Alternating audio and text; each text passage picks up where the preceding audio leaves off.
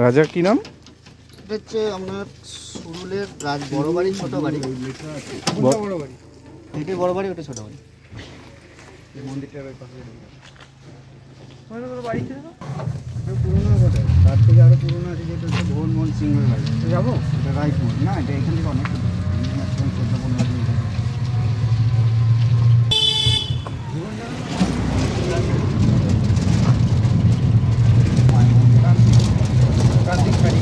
হ্যাঁ প্রান্তিক।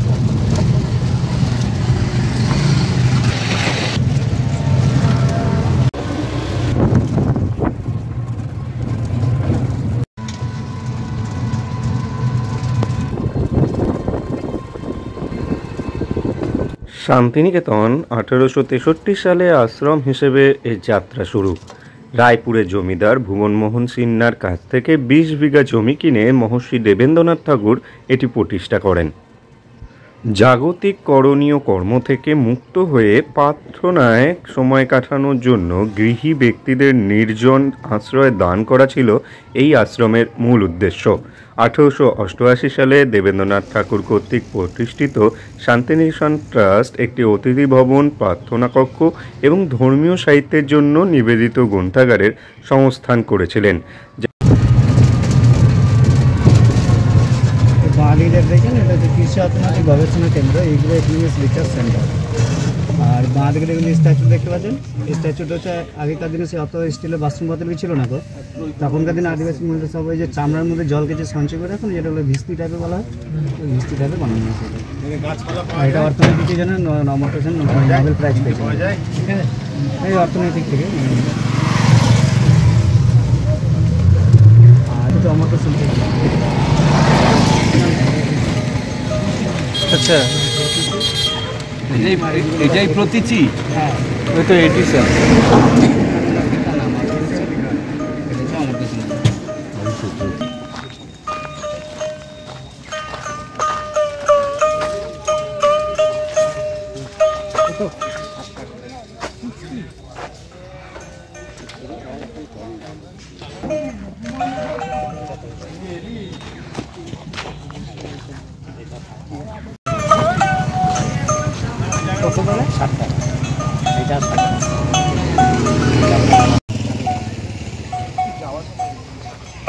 সব রাখাও আছে, সব নিজের হাতে তৈরি করে দীর্ঘদিনের।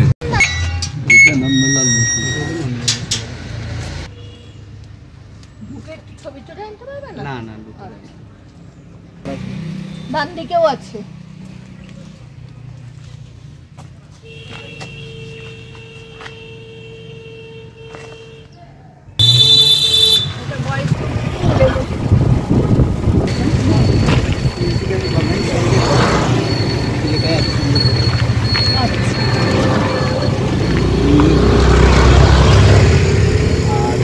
স্ট্যাচু দেখতে পাবেন। হ্যাঁ এই যে, হ্যাঁ ওই যে তোর ওই যে স্ট্যাচু, এটা শেষ কালচার, এটা পুরো উনি কমপ্লিট করতে পারেন। ধান জড়ানো মেশিন ছিল না, তখন কিন্তু আদিবাসী মহিলাদের পাটার উপর ধান গেছে পিটিয়ে যে ধান জড়াতো, সেই স্ট্যাচুর বানানো যেহেতু মাথার তৈরি করা নেই গো, এটা যেন উনি তৈরি করছিলেন, তারপরে উনি অসুস্থ হয়ে পড়েছিলেন, তারপর পুরো কমপ্লিট করতে পারেনি, ওই অবস্থাতেই রয়ে গেছে। না বাড়ি নয়, পুরোটা হচ্ছে কলাভবন পেন্টিং ডিপার্টমেন্টের আর্ট কলেজ।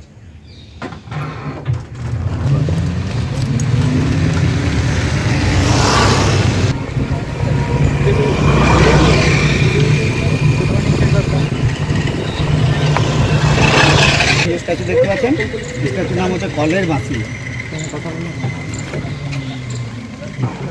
এই যে বাঁধিয়ে এটা হচ্ছে কলের বাঁশি। কলের বাঁশি নাম দেওয়ার কারণ হলো আগেকার দিনে তো ঘড়ি চলাচল ছিল না, তখনকার দিনে আদিবাসী মহিলা যখন রাইস মিলে কাজ যেতেন, সেই রাইস মিলে একটা সিক্রেট নেম দিত, সেই সাইলেন্সে আদিবাসী মহিলারা কাজ যেতেন, সকালবেলা যেতেন এবং সন্ধ্যেবেলা বাড়ি ফিরতেন, দুপুরে খাবারটা মিলের মধ্যে সারতেন। দেখুন এই পাশে মহিলার মাথার উপর ভাতের বাটি আছে, সকালবেলা যেতেন সন্ধ্যেবেলা বাড়ি ফিরতেন, সারাদিন বাচ্চারা মাকে দেখতে পারে, মা সারাদিন বাচ্চারা দেখতে পারে, এবং দৌড়ানো ভাব আছে, দৌড়ে যখন কাজ যাচ্ছে সামনে থেকে হাওয়া দিচ্ছে, হাওয়ার মধ্যে চুল এবং আঁচলটা উড়ে আছে, বাচ্চারা পেছন দাঁড় থেকে ছুটে গিয়ে মায়ের আঁচল ধরে মাকে বলছে, মাঝকে আমি তোমাদের সঙ্গে যাবো, এবং মা তুমি বলছে না হচ্ছে আমি দেরি হয়ে তুমি আমি অন্য দিন যাবো, তুমি বাড়ি ফিরে যাও।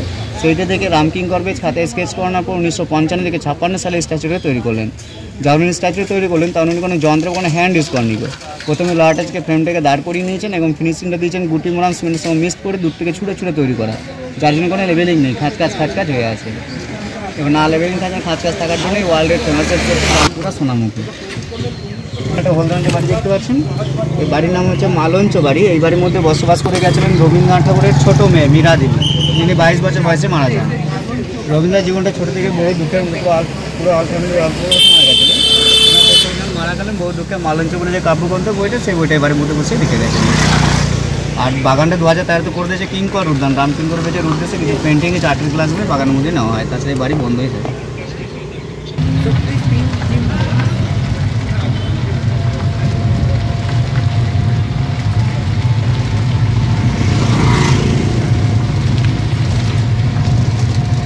ডান দিকের এই স্ট্যাচুটা হ্যাঁ, আদিবাসী পরিবার কিংবা সন্তান ফ্যামিলি এক গ্রাম থেকে আরেক গ্রামে যে কাজের সন্ধানে চলেছে, দেখুন সেই দৃশ্য তৈরি করা আছে।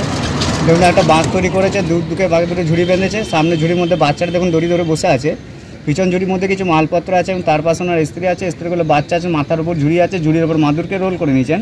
এবং ওনাদের বাড়িতে পোষা কুকুর ছিল, দেখুন পায়ে নিচে দেখুন কুকুর আছে, ওই কুকুরকে নিয়ে এক গ্রাম থেকে আরেক গ্রামে কাজের সন্ধানে চলে যাচ্ছেন। সেইটা দেখে রামকিঙ্কর বেজ খাতায় স্কেচ করানোর পর 1938 সালে স্ট্যাচুটা তৈরি করেছেন সেম ওইভাবে দূর থেকে ছুঁড়েই তৈরি করেছেন, যার জন্য কোনো লেভেলিং নেই, খাঁচকাজ হয়ে আছে। আর স্ট্যাচুগুলো যত দূর থেকে দেখবেন তত স্পষ্ট বুঝতে পারবেন, যত কাছে যাবেন তত এবড়ে খেবড়ে মনে হবে। আর এই যে বিল্ডিংটা দেখেন পুরোটা যে নন্দন কলাভবন পেন্টিং ডিপার্টমেন্টের আর্ট কলেজ কলাভবন।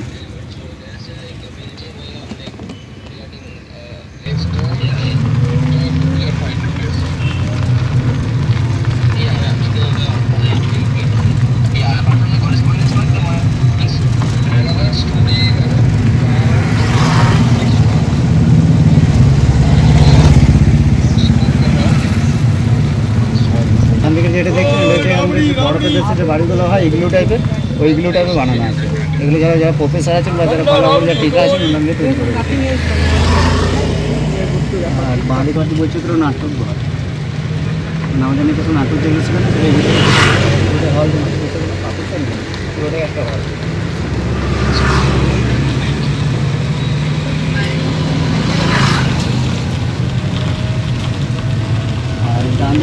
লন্ডন কলাভবন পেন্টিং ডিপার্টমেন্টের হেড অফিস, লন্ডন কলাভবন যেটা বললাম পেন্টিং ডিপার্টমেন্টের হেড কলাভবন। আর বাঁ দিকে বন্ধ আছে, মানে ওনার যেসব ব্যবহার করেন যেটা বন্ধ রেখেছে কেন, করোনার পর থেকে না এমনি পুজোর জন্য এখন বন্ধ।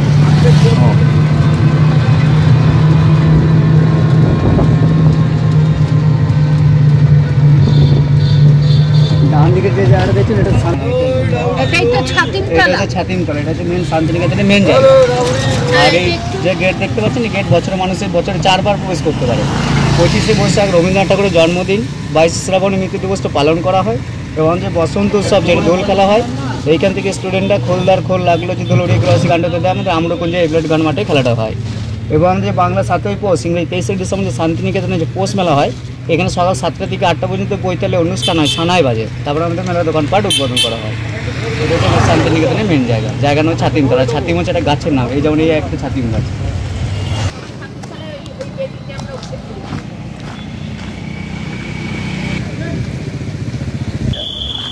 1901 সালে রবীন্দ্রনাথ ঠাকুর শান্তিনিকেতন আশ্রমে শিশুদের জন্য একটি স্কুল প্রতিষ্ঠা করেন।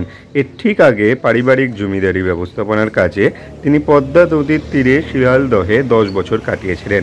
জমিদারির ব্যবস্থাপনা করতে গিয়ে তিনি গ্রামের মানুষের জীবনযাত্রার প্রণালী সম্পর্কে অবহিত হন এবং তাকে সমাজের জন্য গঠনমূলক কিছু করতে আগ্রহী করে তোলে। শান্তিনিকেতনে রবীন্দ্রনাথ ঠাকুর একটি আদর্শ স্কুল প্রতিষ্ঠা করতে চেয়েছিলেন, কারণ বাল্যকালে তাকে যেসব স্কুলে পাঠানো হয়েছিল সেগুলি সম্পর্কে তিনি খুব একটা খুশি ছিলেন না। তিনি মনে করতেন যে ইংরেজি স্কুলগুলি ছিল ভারতীয় জীবনধারা, সমাজ ও সংস্কৃতি থেকে বিচ্ছিন্ন। শান্তিনিকেতনকে বেছে নেওয়ার পেছনে 3টি স্পষ্ট লক্ষ্য ছিল: প্রকৃতির কাছাকাছি থেকে আদর্শ প্রাকৃতিক পরিবেশে শিশুদের বড় করে তোলা, পরিবর্তনশীল ভারতের শহর ও গ্রামের মধ্যে ভারসাম্য বজায় রাখার উদ্দেশ্যে শিক্ষাদান এবং বৃহত্তর বিশ্বকে গ্রহণের উপযুক্ত করে তোলার জন্য জ্ঞান দান করা।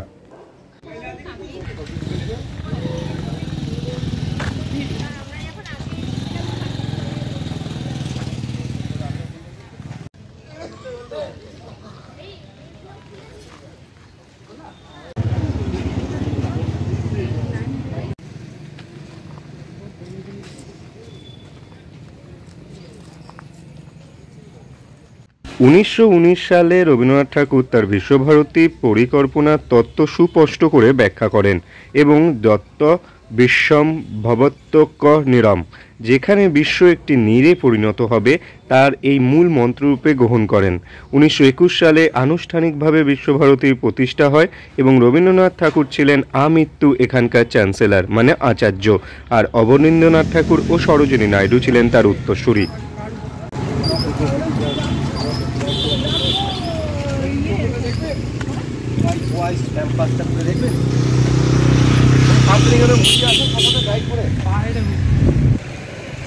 উপাসনা ওদের আমাদের ন্যাড়া ঘুমো এখানে বসে আছে, তারপর আমরা তুললাম এখন বলি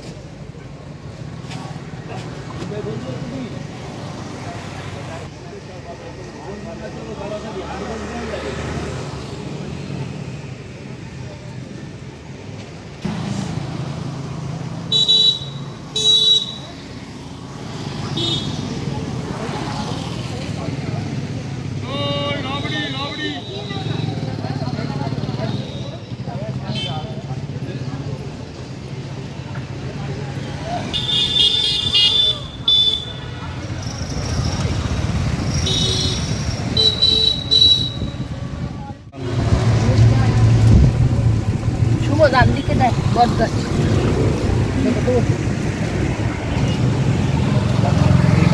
বিশাল বড় বট গাছটি দেখতে পাচ্ছেন, এটা হচ্ছে রবীন্দ্রনাথ ঠাকুরের আমলের গাছ এবং রবীন্দ্রনাথ ঠাকুর নিজের হাতে লাগানো গাছ। বুঝটা? হ্যাঁ, জায়গার নাম হচ্ছে 3 পাহাড় এবং 3টে স্টেপ করে দেওয়া আছে, যার জন্য জায়গার নাম হচ্ছে 3 পাহাড়।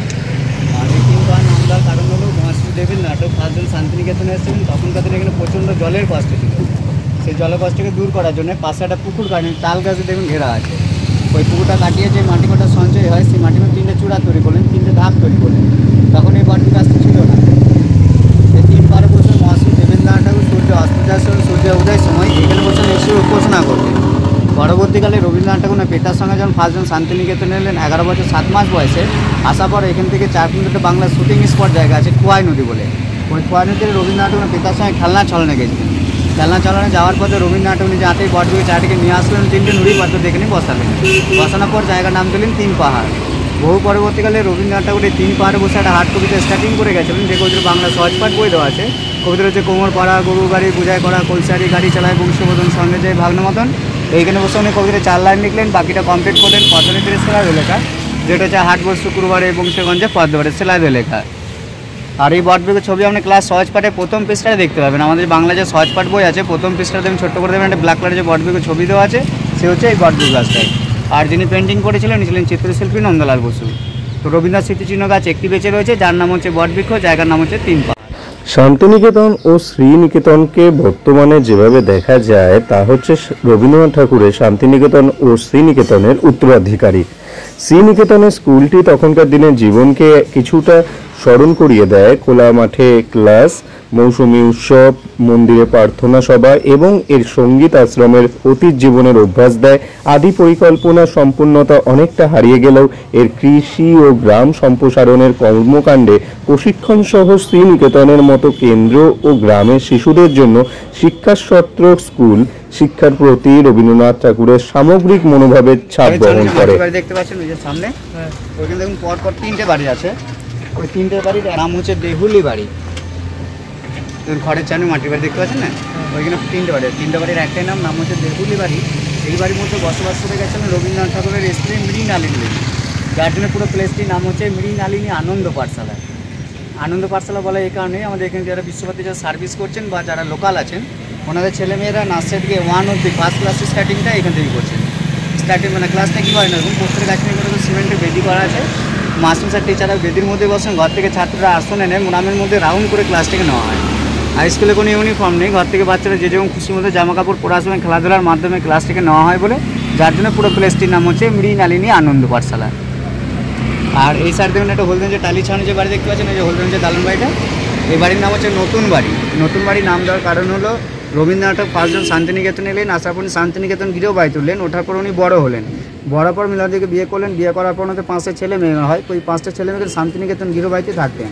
থাকার পর তখনকার দিনে ওনাদের আত্মীয় স্বজনের মহারিষিরা খুব আসতে লাগলেন। তখন রবীন্দ্রনাথ ঠাকুরের স্ত্রী রবীন্দ্রনাথ ঠাকুর বলেন যে আমাদের এই বাড়িতে থাকতে খুব অসুবিধা হচ্ছে, তার জন্য তুমি নতুন করে বাড়ি তৈরি করো। তখন এই বাড়িটা তৈরি করলেন। এই বাড়ির মধ্যে রবীন্দ্রনাথ ঠাকুরের 5টা ছেলে মেয়ে এখানে দোতলার মধ্যে বসবাস করে গেছেন, কিন্তু ওনার স্ত্রী বসবাস করতে পারেননি গো। ওনার স্ত্রী বাড়ির মধ্যে আসার আগে 28 বছর বয়সেই মারা যান, যার জন্য পুরো প্লেসটির নাম হচ্ছে মৃণালিনী আনন্দ পাঠশালা, ওনার স্ত্রীর নামের নাম।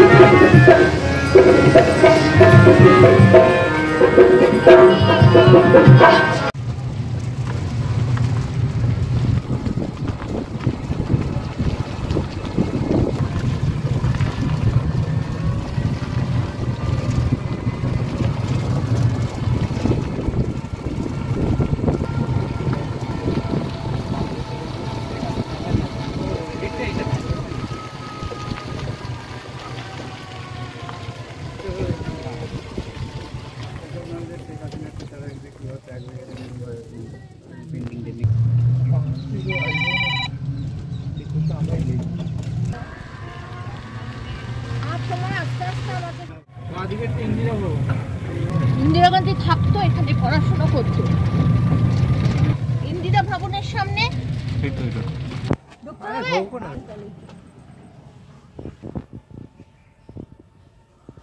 ওই সব এখানে ইন্দিরা গান্ধী থাকতো।